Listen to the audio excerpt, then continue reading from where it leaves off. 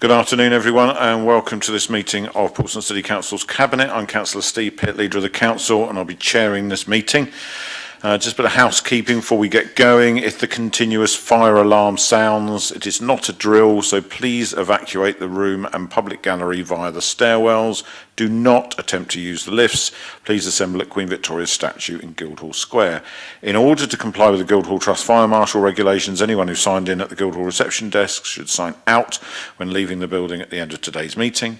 Everyone speaking via a microphone will be recorded and broadcast on the website, including those making deputations, of which today there are none. Members of the press and public are also permitted to record the meeting on the understanding it neither disrupts the meeting nor records those stating explicitly that they do not wish to be recorded. Please can everyone use the microphones and remember to switch them off when they have finished. We have all read the reports, so officers, please highlight any developments that have occurred since publication or anything that you think is key to the report. I understand that there aren't any deputations, so I will go around the table to start with, doing introductions, turning to Natalie. Thank you, Leader. Natalie Brommer-Pearl, Chief Executive. Peter Bove, City Solicitor. Anna Martin, Democratic Services. Chris Ward, Director of Finance. Matthew Whittington, Cabinet Member for Community Wellbeing, Health and Care. Kimberly Barrett, Cabinet Member for Climate Change and Greening the City. Susie Horton, Cabinet Member for Children, Families and Education. Darren Sanders, Cabinet Member for Housing and Tackling Homelessness. Yeah, Councillor Lee Hunt, Resources. And Dave Ashmore, Cabinet Member for Environmental Services. Thank you, Cabinet. We have officers presenting today. Claire? Claire Looney, Culture, Leisure and Regulatory Services. Mark Collings, Seafront Operations Officer. Mark Sage, Tackling Poverty Coordinator. Thank you all and welcome. We have no press with us today. Apologies for absence received from Councillor Ian Holder, who due to the shift nature of his work is actually on shift today and unable to join us. Councillor Vernon Jackson, who is on annual leave, and Councillor Hugh Mason, who is attending a funeral. Item 2 on the agenda is declarations of interest. Members, are there any declarations? No one is indicating. Thank you. Item 3, record of previous decision meeting on the 3rd of October. Members, are we happy to accept those as an accurate record? Proposed by Councillor Lee Hunt and seconded by Councillor Darren Sanders. Thank you both. Item 4 is our update on the cost of living and household support fund provision, and it's Mark Sage, our Tackling Poverty Coordinator, who is presenting. Over to you, Mark. Thanks very much. So it's a report to provide an update on the work against the Council's priority to improve lives by helping residents with the cost of living. And that includes round 4 of the Household Support Fund grant, which is funding for local authorities from the Department of Work and Pensions to provide local welfare assistance to residents in financial hardship. So in Portsmouth, there are 4 main principles that we apply in using that funding. One is to make full use of the funding that's available to us from the government. The second is to fund a range of provision to meet different needs.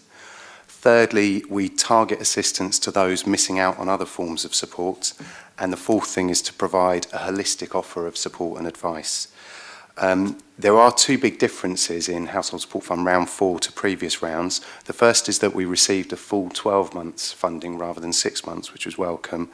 The second part was a requirement from the Department for Work and Pensions that we make a significant part of the fund available for customers to apply to, so a different method of delivering that support. That meant that we couldn't continue to deliver Household Support Fund within our existing resources, so we've set up a new Household Support Fund delivery team. We now have support provided by teams across the council, so the new delivery team is sitting in housing, neighbourhood and building services, working closely with the cost of living support worker in the public health team and with the cost of living helpline and online hub teams, which are in corporate services, alongside voluntary sector support from Hive Portsmouth. So in September, the team launched the first 2 application-based schemes. That was the family vouchers and the cost of living payment schemes, which are still live and receiving lots of applications, which is great. We are setting up further schemes to support people over the autumn and winter, including a discretionary exceptional hardship fund that can support those missing out on other schemes. It's important to note that the teams delivering this support are all temporary posts funded by Household Support Fund grant. So whether that support can continue next year, next financial year from April, depends on decision from the government of whether to provide any further Household Support Fund grant. That decision is expected in the autumn budget statement, which is the 22nd of November. If no further funding is provided by government, that will have a severe impact on our ability to support residents around the cost of living. So the report notes continuing pressures on household budgets, even as the inflation rate starts to reduce a bit, especially around the costs of food, energy, housing, and the cost of debt. The public health teams created a cost of living dashboard which helps us to track the impact for residents, and that information is now published as part of the Council's joint strategic needs assessment, so residents and partner agencies can all access that data now. And in addition, we have the Director of Public Health's annual report, which this year focused on poverty and the cost of living and provides a really detailed needs assessment to guide our work going forward. So those next steps really are for the Household Support Fund team to continue developing and delivering local welfare support, including developing a plan for next financial year after the autumn budget announcement makes clear what resources will be available for that. And that will be one aspect of a renewed and refocused Tackling Poverty Steering Group and Action Plan, which will use the Director of Public Health's report as the evidence base for the next phase of the work around tackling poverty and action on the cost of living and providing local welfare support to residents. So the work will continue to report into Cabinet and to the Health and Wellbeing Board, which provide the overall political and strategic leadership for the work. All of that work really to tackle poverty and to improve the well-being of our residents. So please let me know if you have any questions or if there's any other information that would be useful. Thank you.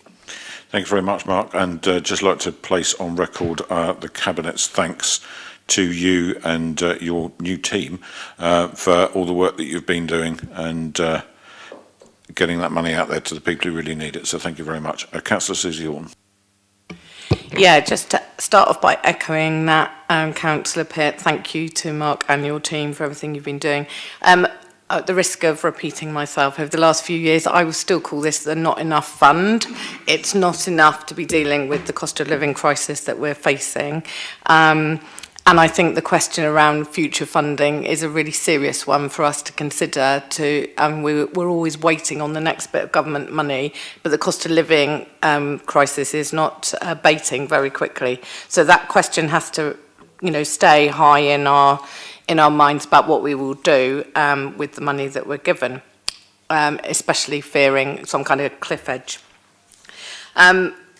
The other thing that I'm really proud of what we've done in Portsmouth is right from the word go, even under the previous models, we were very mindful of the not quite poor enough. And that is something that we've really tried to use the money as creatively as possible to meet the needs of those people. And this last iteration has managed to lean into that, but we started the groundwork way earlier. So thank you again to Mark and his team. And I suppose the main point I want to say is, and again, this is repetition, but we had a lot of really good stuff in place. We had a lot of some of the early help work that we've done, both in adults and children's, but also the stuff that we've done in housing around young people and the outreach that has come through, for example, the adventure playgrounds, etc. We've got a really good network of understanding our residents, notwithstanding the fact that I'm sure all of us come across a case at least once a week where someone has slipped through the net, and that's why we need to remain vigilant. And the last point, and Mark kind of highlighted it, but what I'm really pleased about is how this is central to the Health and Wellbeing Board, and that it's become an incredibly prominent and important part of our strategic work across the council. Councillor Winnington, please. Thank you, thank you, Steve, and thanks, Mark, for the report and again for all the work you're doing. And I'd just like to pick up on Susie's last point there about how this fits in with the Health and Wellbeing Board and the Health and Wellbeing Strategy in particular, and has been brought out about the Public Health Director of Public Health's report this year. Obviously, I also sit as the co-chair of the Health and Wellbeing Board. And we are very unusual in the city that we have a health and wellbeing strategy which is on the causes of the causes, and that indeed is mentioned in the report. And if we look at the bits in this report from 3.2.10 to 3.2.16, it really does cover about those ways that we work across portfolios, across agendas on the council, but also, of course, the Health and Wellbeing Board is a body which has many members from outside the council. And we are, again, an unusual Health and Wellbeing Board because we have incorporated into the Health and Wellbeing Board our Children's Trust Board and our Safer Portsmouth Partnership. So we are able to do things on a much more holistic way, and it's this kind of work that we have done as an administration over the last 5.5 years, which has enabled us to not just have a strategy that does this kind of thing in the way we can work across portfolios, but it's also the way that we can also work across different organisations in the city, because we are prominently putting forward integration, and it is by doing that that we can really make this work. But as Councillor Horton has said, the money we get for this kind of thing is not enough, and we constantly have to battle against central governments ignoring a lot of these issues and actually making things more difficult for our people who are in poverty in this city and at the risk of falling into poverty. So we do what we can do, and we do it very well, but we can always do better, and we can always make sure that we keep this as a focus going forwards. And I'm really pleased that not only is the Director of Public Health's report based on this year, looking at those causes of the causes, as is mentioned in 3.2.13, but is also focused on ways that we can do things better, which is something we're looking to do more and more of within the Health and Wellbeing Board, including looking at what we call vulnerable. It's not a great word, but the most vulnerable in the city, to make sure that we can give a holistic response to that rather than the piecemeal things. And as Susie said again, where people fall through the cracks. And if we can stop that happening, then we are doing the job that we should be doing. Thank you, Matt. Councillor Lee Hunt. Yeah, it's really good that we should look at those people who might fall through the cracks, and this was a focus of our discussions prior to this meeting, and we don't want that to happen. We want to help people, but the real issue, and Councillor Horton put it much more kindly than I will, is that the government cuts to universal credit.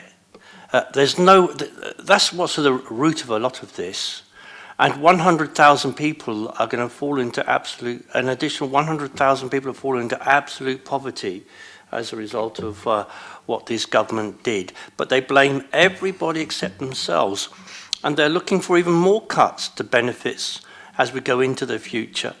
And they want to blame the public sector, rises in the public sector, inflation, everybody except for them darn selves for failing to look after people. And it's all right for them, you know, they go off and have lovely holidays and enjoy all the benefits of private healthcare and private dentistry and all sorts of other things. Yet they plunge more and more people into poverty, more and more children, all suffering. And the cut of £20 to universal credit was a very big, it was not progressive, was it? You know, it's a backward step. So yeah, I blame them for all these people who are facing terrible trouble at the moment over electricity, bills, cost of living, which we're addressing today, and the amount of money that Mark is trying to spread wisely to those who need it the most. If only they had left their universal credit alone instead of doing it in this way and making people bid for money and jump through hoops and spending all sorts of money on red tape and bureaucracy and so on. It's all a complete waste of time. And goodness knows why they do it, and the sooner that they're gone, the better. Here, Councillor Sanders. Thank you very much, Steve. Many of the people who benefit from this live in our council accommodation and live in our council homes. A third of council tenants are on in-work benefits. So that means they're in work, but they don't earn enough to not be on some form of benefit, tax credits or whatever. And Lee's right. These are the people who are suffering disproportionately, and that's why it's great that this package disproportionately helps them, because too often they get ignored. I think that for them, some of the issues, it's not purely universal credit, it's just some really simple things the government can do to change things that will actually save money in the longer term. I understand every new council home that's built saves the equivalent of £780 in housing benefit. So in other words, it drives costs down for central government, and I understand that they need to drive costs down. In terms of providing extra, in terms of raising the local housing allowance or housing benefit in jargon, just to the 30th percentile, that will actually save money. It will also mean, as we're finding out across the UK, that more council homes will be built, which will save housing benefit even more. So I agree with Lee. I think what's missing is a joined up, holistic, integrated approach that puts people first. That is in this package, which is very pleasing. It's got to continue. I worry if the Chancellor pulls the plug on all this on the 22nd of November, because I get a feeling we're all going to have a meeting on the 23rd of November going, what on earth do we do? But we have to look after people, and we are in a way that the government should follow. Thank you, Steve. Yes, I think, like colleagues, I've got zero confidence whatsoever the government's going to do the right thing in the autumn statement, because the government hasn't done the right thing in any statement, in my recent memory at least. And the ultimate irony with this vital amount of money that does support those who need it the most is that they haven't even increased that with inflation yet. All they talk about is inflation. So, it's not good enough, and we're trying to make effectively less go further every single time. And some of the issues that Councillor Sanders has highlighted there about failing to address other issues that we have around the local housing authority cap, etc., are just frankly nonsense, because the government should not need us to sit here in Portsmouth and point out the bleeding obvious to them about how disconnected they are and how much they're not talking to each other. It's not at all helpful, and it causes me a huge amount of grief every single day when I have to read the nonsense letters that they keep sending out telling us what to do. And if they only took their own advice, the world might be a better place. Sadly, they won't. Any other comments on this item?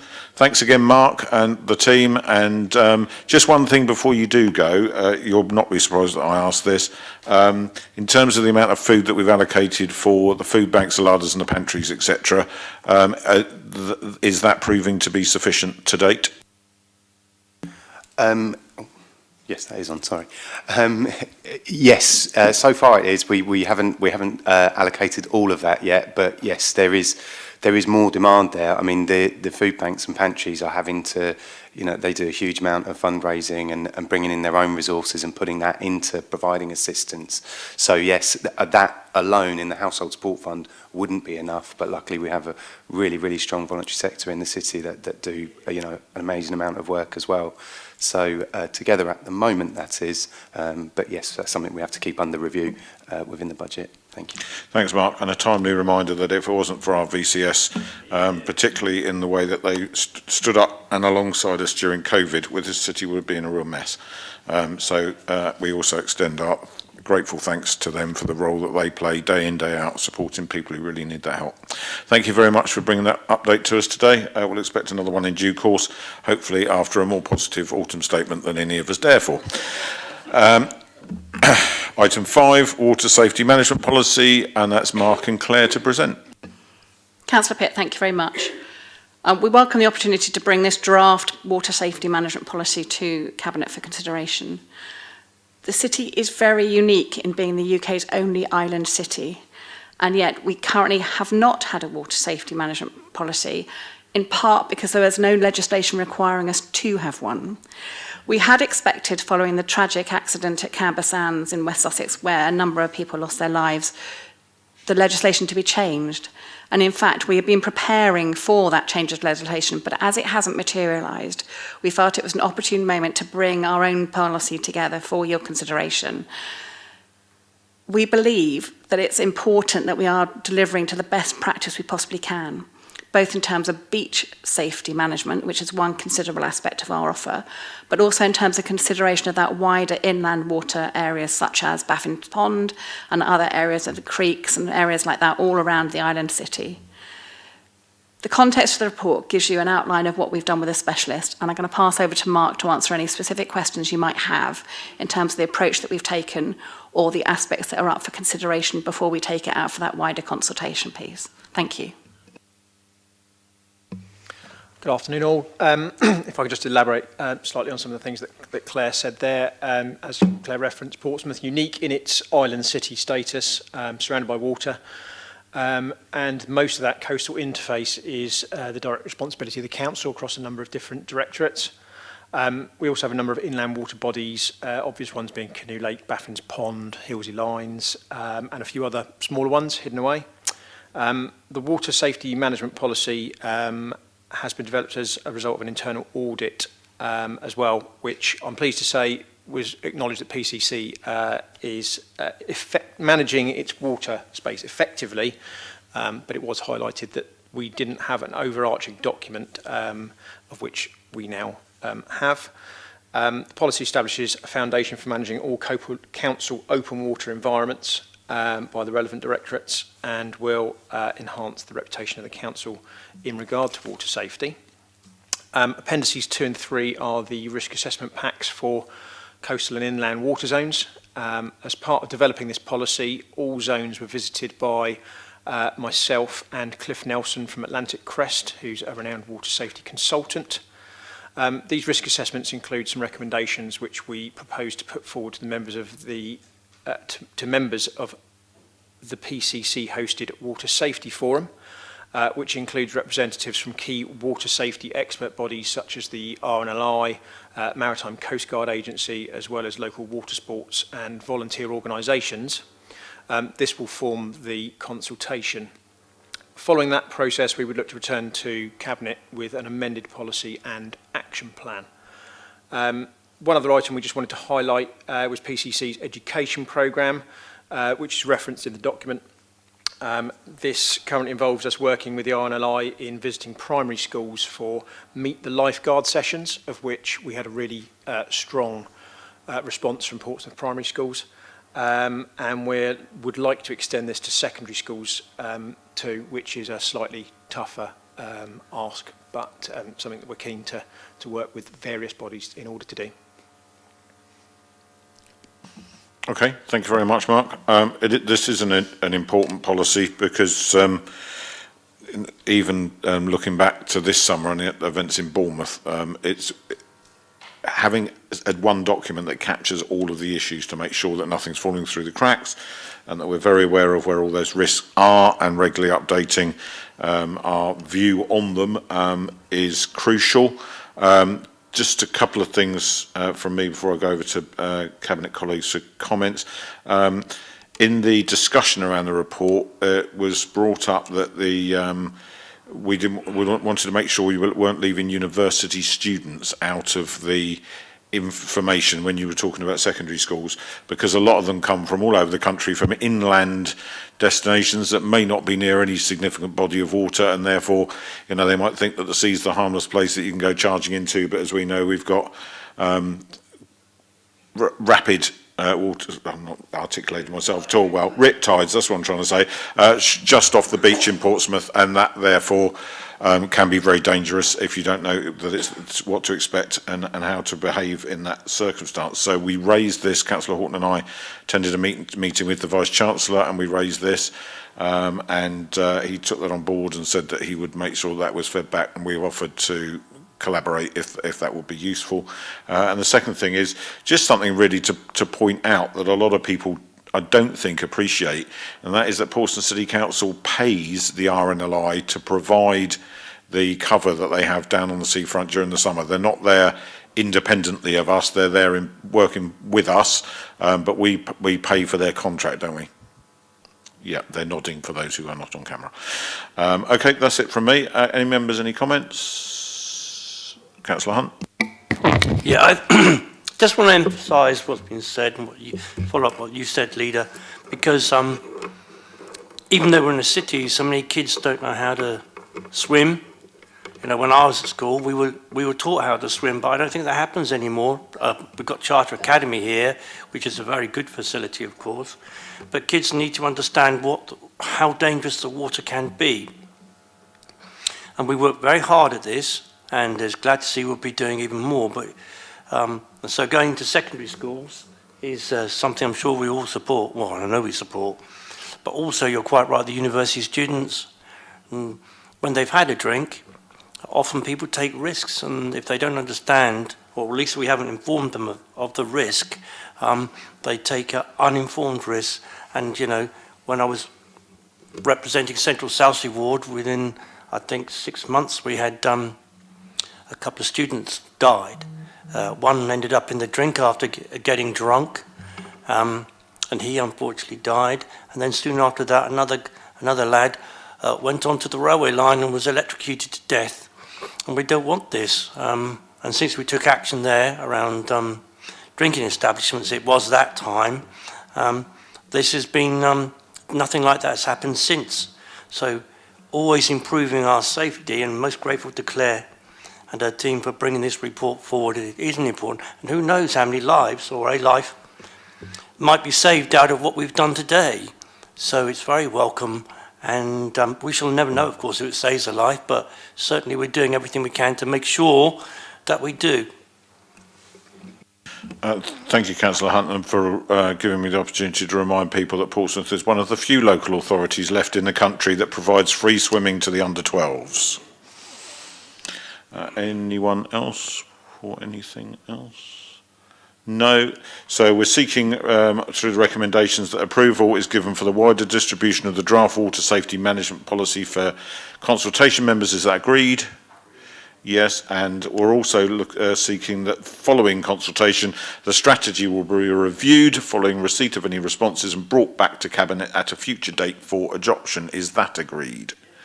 Thank you all very much indeed. Mark and Claire, thank you very much for all your efforts on this. Mark, and in particular, thank you for trawling all over the city, making sure that this is complete. Thank you. Members, that concludes today's meeting. Thank you.